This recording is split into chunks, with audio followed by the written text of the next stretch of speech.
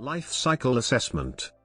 Life cycle assessment or life cycle assessment, LCA, also known as life cycle analysis, is a methodology for assessing environmental impacts associated with all the stages of the life cycle of a commercial product, process, or service.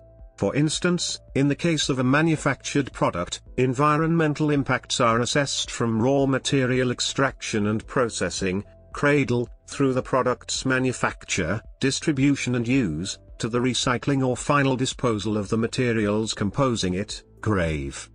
An LCA study involves a thorough inventory of the energy and materials that are required across the industry value chain of the product, process or service, and calculates the corresponding emissions to the environment.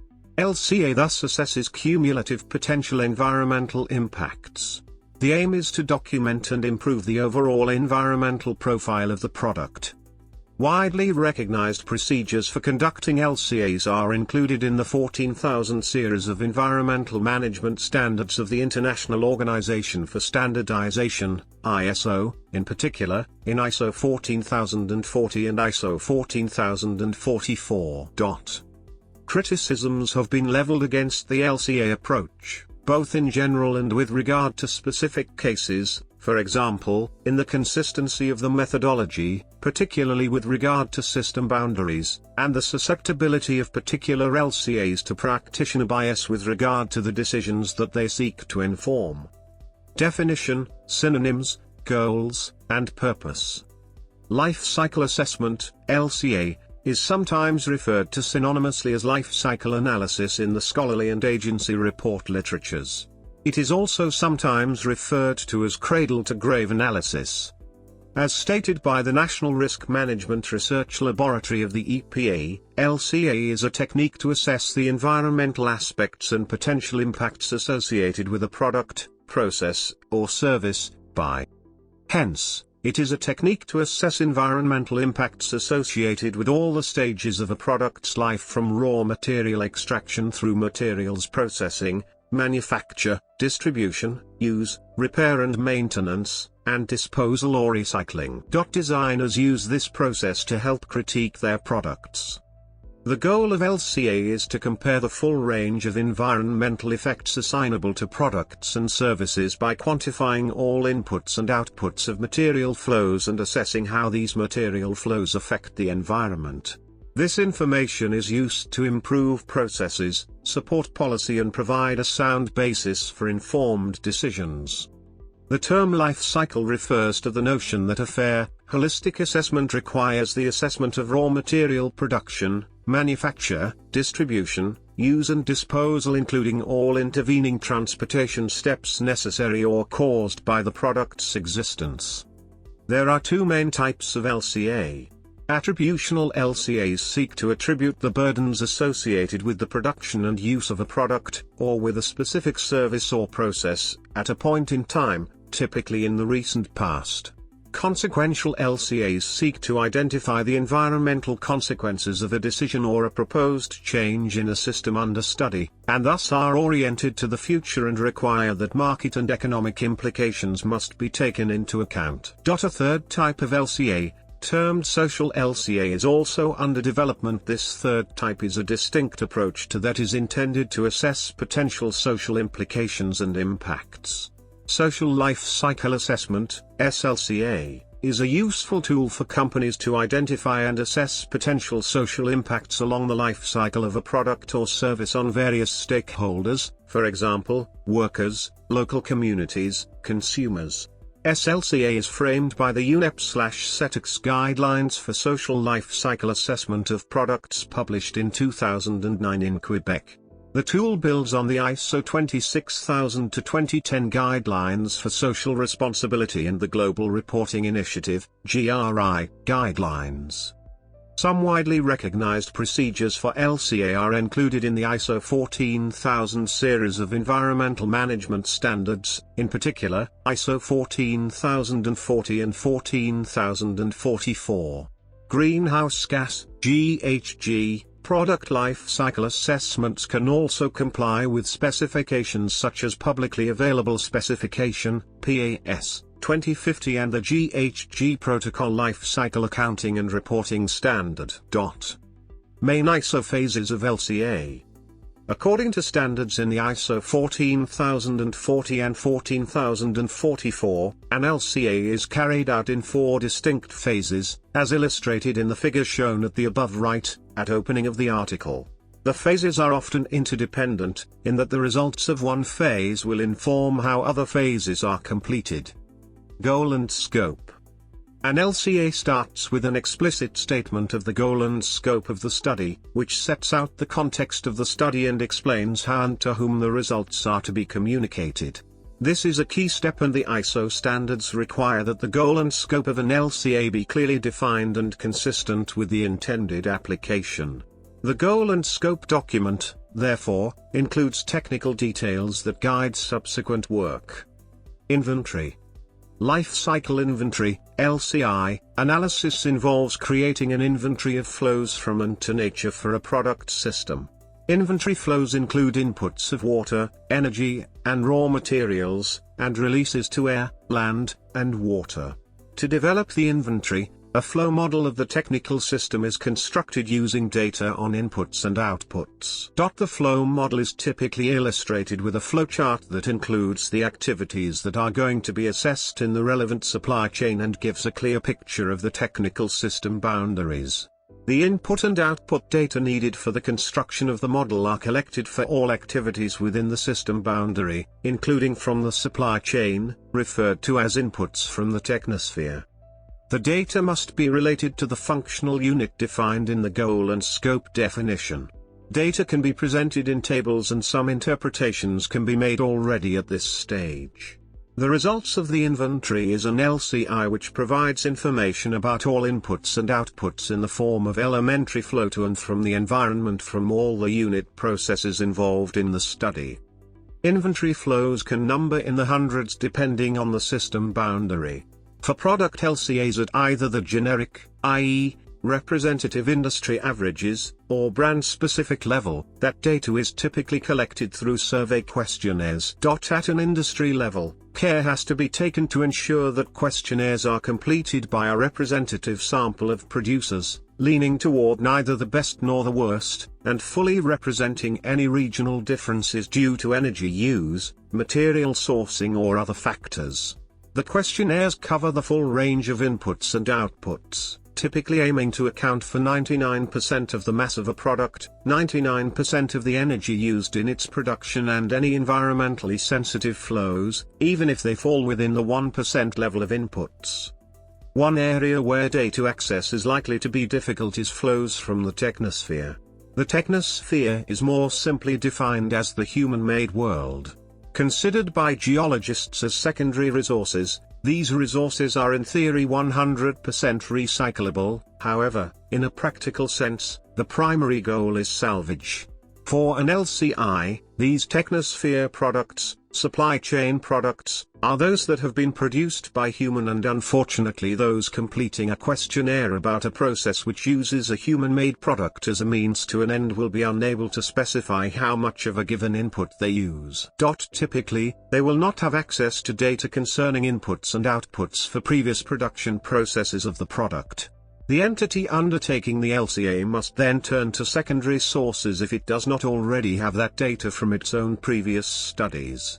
National databases or data sets that come with Lca practitioner tools, or that can be readily accessed, are the usual sources for that information. Care must then be taken to ensure that the secondary data source properly reflects regional or national conditions. LCI methods include process LCAs, economic input-output LCA, ILCA, and hybrid approaches. Impact assessment. Inventory analysis is followed by a lifecycle impact assessment, LCIA. This phase of Lca is aimed at evaluating the significance of potential environmental impacts based on the lifecycle impact flow results. Classical Lcias consist of the following mandatory elements. In many LCAs, characterization concludes the Lcia analysis. It is the last compulsory stage according to ISO 14044. However, in addition to the above mandatory Lcia steps, other optional Lcia elements normalization, grouping, and weighting may be conducted depending on the goal and scope of the Lca study. In normalization, the results of the impact categories from the study are usually compared with the total impacts in the region of interest, for example, the United States. Grouping consists of sorting and possibly ranking the impact categories. During weighting, the different environmental impacts are weighted relative to each other so that they can then be summed to get a single number for the total environmental impact. ISO 14044 generally advises against weighting, stating that weighting shall not be used in Lca studies intended to be used in comparative assertions intended to be disclosed to the public. This advice is often ignored, resulting in comparisons that can reflect a high degree of subjectivity as a result of weighting. Life cycle impacts can also be categorized under the several phases of the development, production, use, and disposal of a product. Broadly speaking, these impacts can be divided into first impacts, use impacts, and end-of-life impacts. First impacts include extraction of raw materials, manufacturing, conversion of raw materials into a product, transportation of the product to a market or site, construction/installation, and the beginning of the use or occupancy. Use impacts include physical impacts of operating the product or facility, such as energy, water, etc., and any maintenance, renovation, or repairs that are required to continue to use the product or facility. End-of-life impacts include demolition and processing of waste or recyclable materials. Interpretation. Life cycle interpretation is a systematic technique to identify, quantify, check, and evaluate information from the results of the life cycle inventory and/or the life cycle impact assessment. The results from the inventory analysis and impact assessment are summarized during the interpretation phase. The outcome of the interpretation phase is a set of conclusions and recommendations for the study. According to ISO 14040, the interpretation should include: a key purpose of performing life cycle interpretation is to determine the level of confidence in the final results and communicate them in a fair, complete, and accurate manner. Interpreting the results of an Lca is not as simple as 3 is better than 2, therefore alternative A is the best choice. Interpretation begins with understanding the accuracy of the results, and ensuring they meet the goal of the study. This is accomplished by identifying the data elements that contribute significantly to each impact category, evaluating the sensitivity of these significant data elements, assessing the completeness and consistency of the study, and drawing conclusions and recommendations based on a clear understanding of how the Lca was conducted and the results were developed. Specifically, as voiced by M. A. Curran, the goal of the Lca interpretation phase is to identify the alternative that has the least cradle-to-grave environmental negative impact on land, sea, and air resources. Lca Uses. At the time of a survey of Lca practitioners in 2006, Lca was being used to support business strategy and R&D, 18% each, of total applications surveyed. Other uses included Lca as an input to product or process design, 15%, its use in education, 13%, and its use for labeling or product declarations, 11%. It has been suggested that Lca will be continuously integrated into building practices through the development and implementation of appropriate tools, for example, the European InSlick Building Project Guidelines, that guide practitioners in applying Lci data methods to planning, design, and construction. Major corporations all over the world are either undertaking Lca in-house or commissioning studies, while governments support the development of national databases to support Lca. Of particular note is the growing use of Lca for ISO Type 3 labels called Environmental Product Declarations, defined as quantified environmental data for a product with preset categories of parameters based on the ISO 14040 series of standards, but not excluding additional environmental information. Third-party certification plays a major role in today's industry, and third-party certified Lca-based labels provide an increasingly important basis for assessing the relative environmental merits of competing products. In particular, such independent certification is described as indicating a company's dedication to providing clients with safe and environmentally friendly products. Lca also has major roles in environmental impact assessment, integrated waste management and pollution studies. Important recent studies applying Lca include data analysis. A life cycle analysis is only as accurate and valid as is its basis set of data. There are two fundamental types of Lca data: unit process data, and environmental input-output, EIO, data.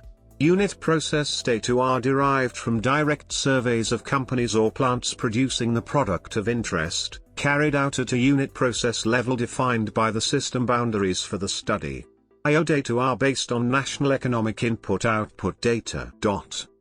Data validity is an ongoing concern for life cycle analyses.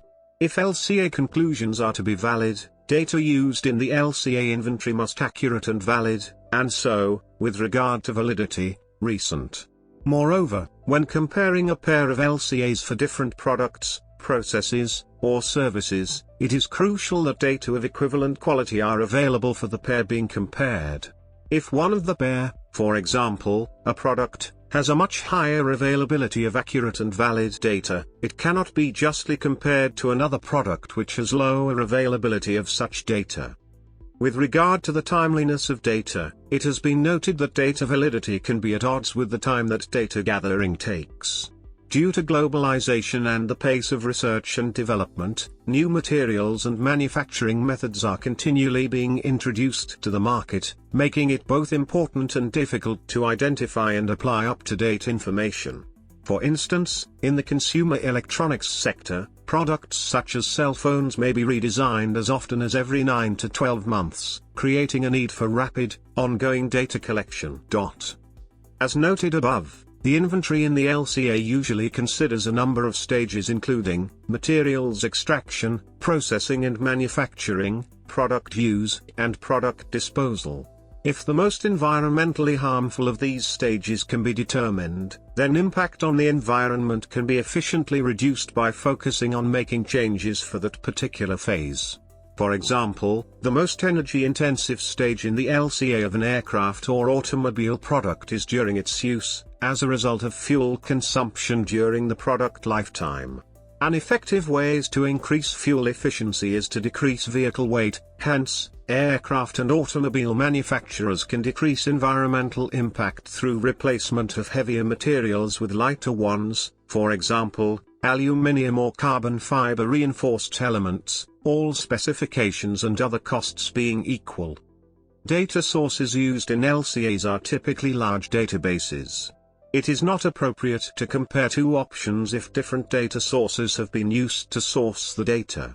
Common data sources include calculations for impact can then be done by hand, but it is more usual to streamline the process by using software. This can range from a simple spreadsheet, where the user enters the data manually, to a fully automated program, where the user is not aware of the source data. Variants. Cradle to grave. Cradle to grave is the full life cycle assessment from resource extraction, cradle, to use phase and disposal phase, grave. For example, trees produce paper, which can be recycled into low-energy production cellulose, fiberized paper, insulation, then used as an energy-saving device in the ceiling of a home for 40 years, saving 2,000 times the fossil fuel energy used in its production. After 40 years the cellulose fibers are replaced and the old fibers are disposed of, possibly incinerated. All inputs and outputs are considered for all the phases of the life cycle. Cradle to gate.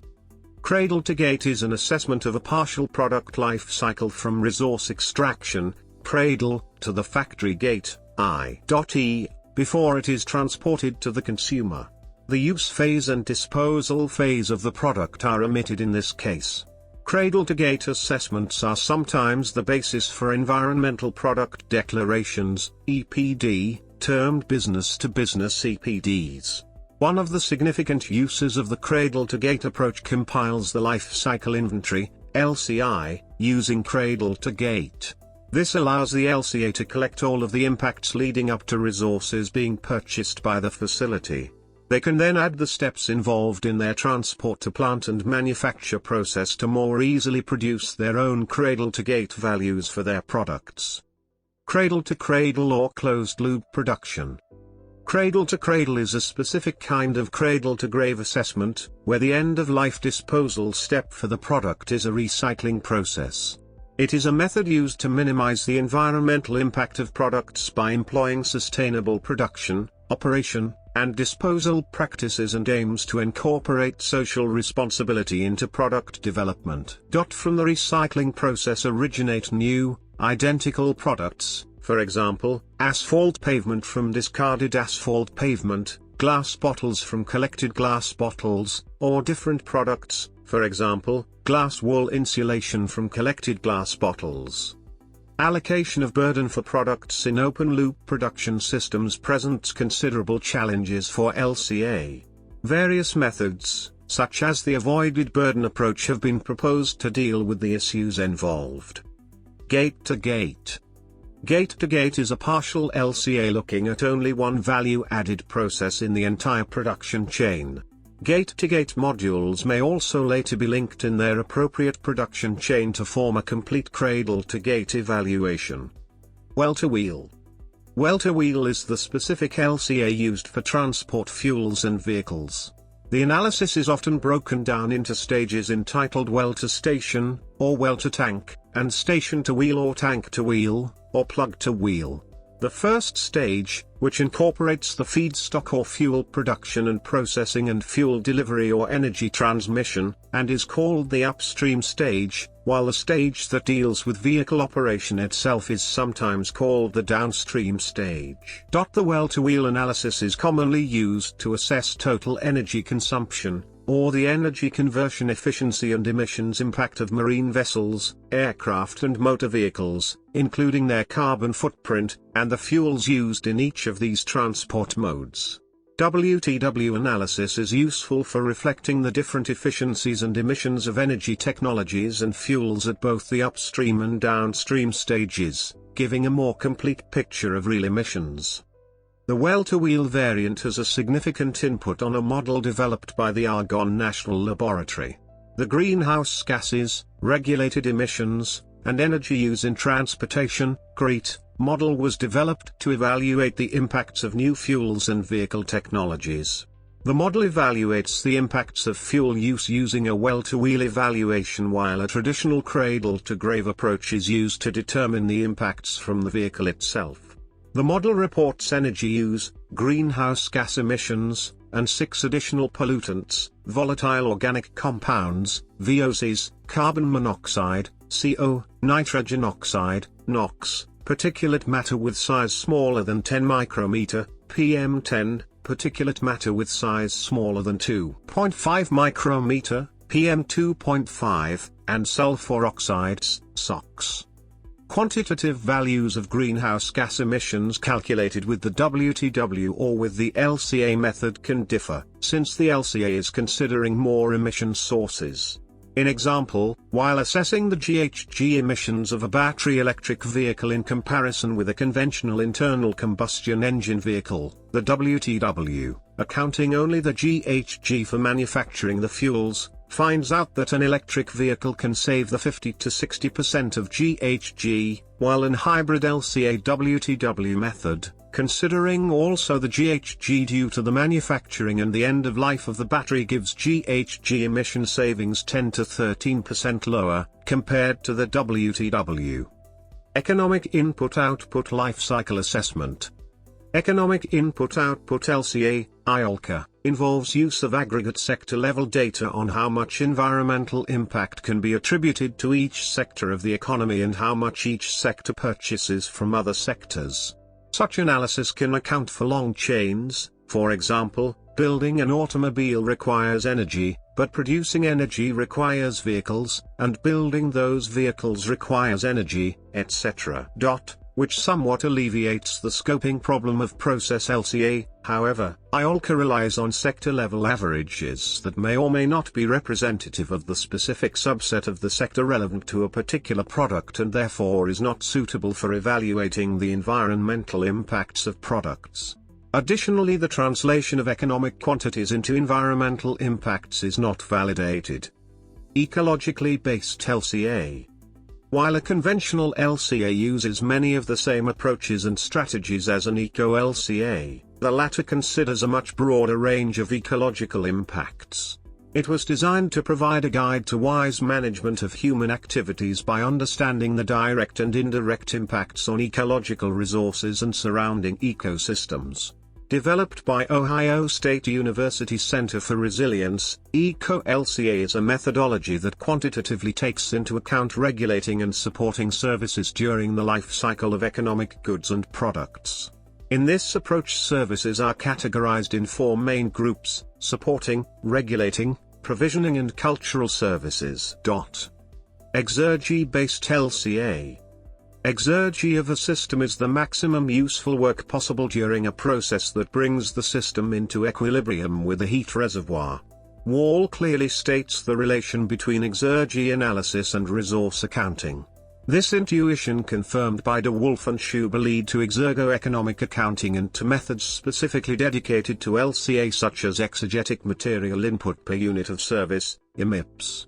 The concept of material input per unit of service, MIPS, is quantified in terms of the second law of thermodynamics, allowing the calculation of both resource input and service output in exergy terms. This exegetic material input per unit of service, MIPS, has been elaborated for transport technology. The service not only takes into account the total mass to be transported and the total distance, but also the mass per single transport and the delivery time. Life cycle energy analysis. Life cycle energy analysis, LCEA, is an approach in which all energy inputs to a product are accounted for, not only direct energy inputs during manufacture, but also all energy inputs needed to produce components, materials and services needed for the manufacturing process. An earlier term for the approach was energy analysis. With Lcia, the total life cycle energy input is established. Energy production. It is recognized that much energy is lost in the production of energy commodities themselves, such as nuclear energy, photovoltaic electricity or high-quality petroleum products.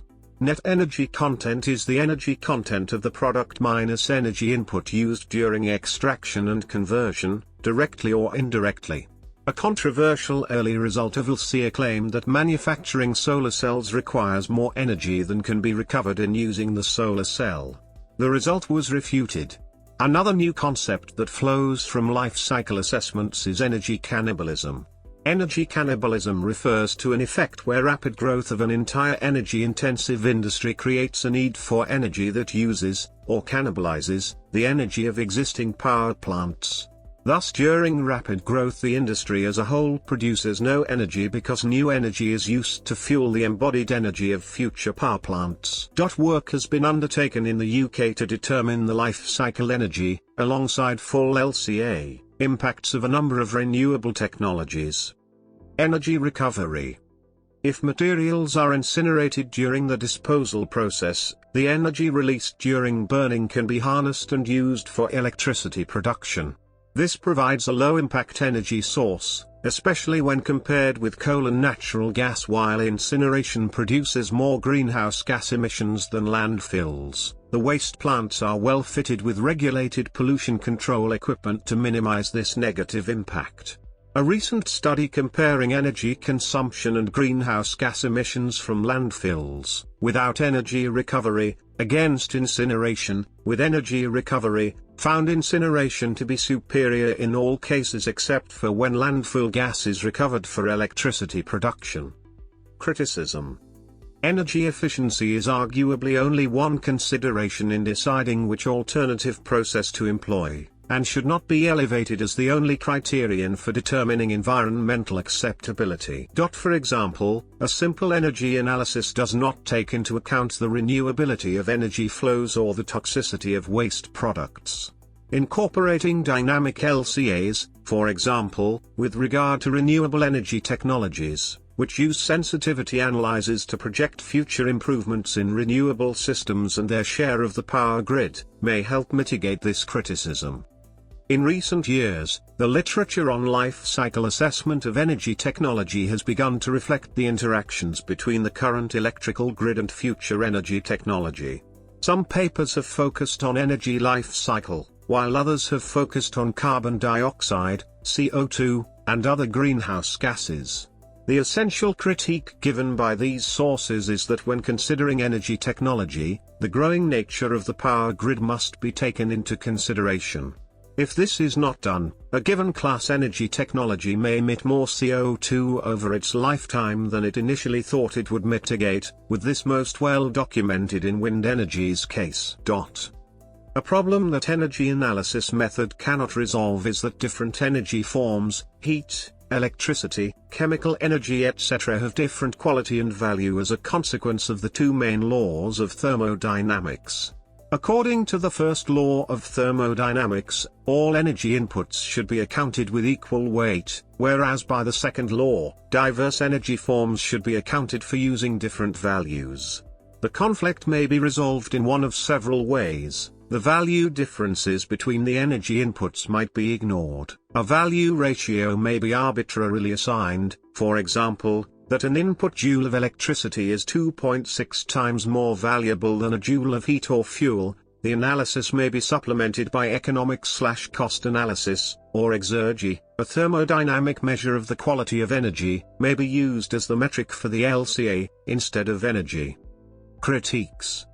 Life cycle assessment is a powerful tool for analyzing commensurable aspects of quantifiable systems. Not every factor, however, can be reduced to a number and inserted into a model. Rigid system boundaries make accounting for changes in the system difficult. This is sometimes referred to as the boundary critique to systems thinking. The accuracy and availability of data can also contribute to inaccuracy. For instance, data from generic processes may be based on averages, unrepresentative sampling, or outdated results. Additionally, social implications of products are generally lacking in LCAs. Comparative life cycle analysis is often used to determine a better process or product to use. However, because of aspects like differing system boundaries, different statistical information, different product uses, etc., these studies can easily be swayed in favor of one product or process over another in one study and the opposite in another study based on varying parameters and different available data. There are guidelines to help reduce such conflicts in results, but the method still provides a lot of room for the researcher to decide what is important, how the product is typically manufactured, and how it is typically used. An in-depth review of 13 LCA studies of wood and paper products found a lack of consistency in the methods and assumptions used to track carbon during the product life cycle. A wide variety of methods and assumptions were used, leading to different and potentially contrary conclusions, particularly with regard to carbon sequestration and methane generation in landfills and with carbon accounting during forest growth and product use.